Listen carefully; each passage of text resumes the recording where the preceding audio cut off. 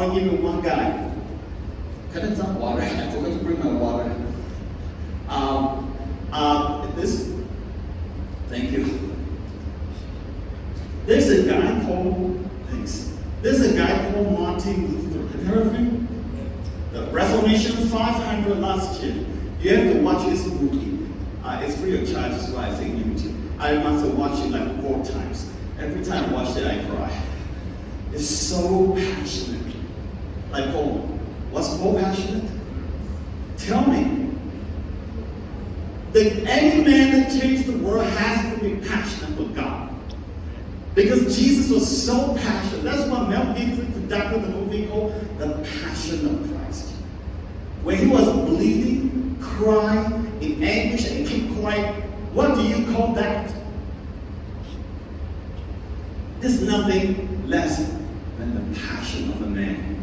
Remember, Jesus was a man and God.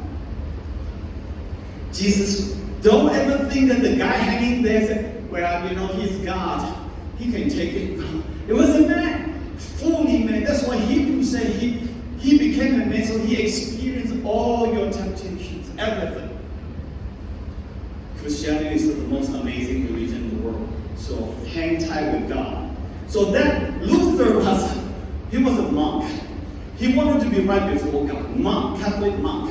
I do not know Lord personally. Know a lot of theology. He was a professor of Catholic theology at monastery monk. One day he was in the room. He was crying, pounding the floor. God, why are you so righteous? Why are you so demanding? I cannot measure up. I can't do it. Oh God, it's a man who really seeking after God's heart. Right? He pounded it. And then he couldn't get it until he read Romans 1:17 says, the righteous shall live by faith. The righteous did not live by works. It's by faith. And he called this as alien righteousness. In Latin it's called justitia animum. It's a fancy way of alien righteousness. That means that righteousness is not his.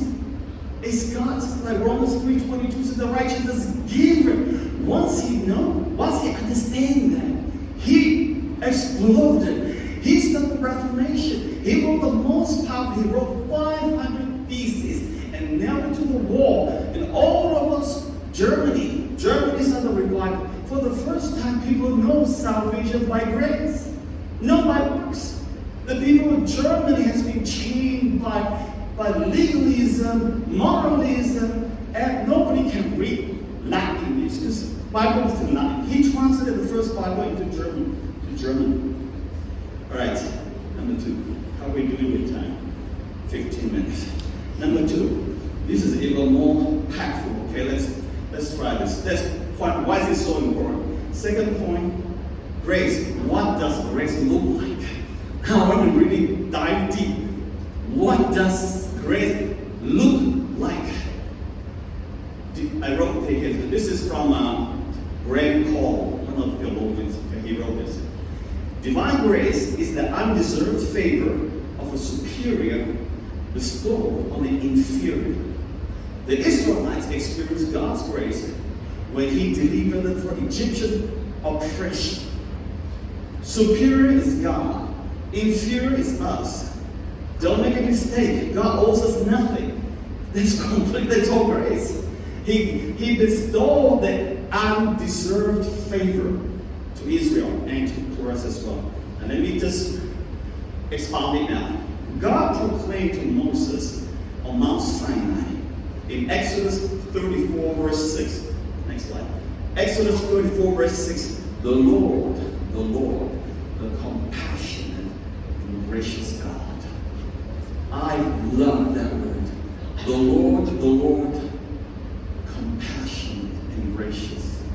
Gracious. Do you want to marry a gracious husband?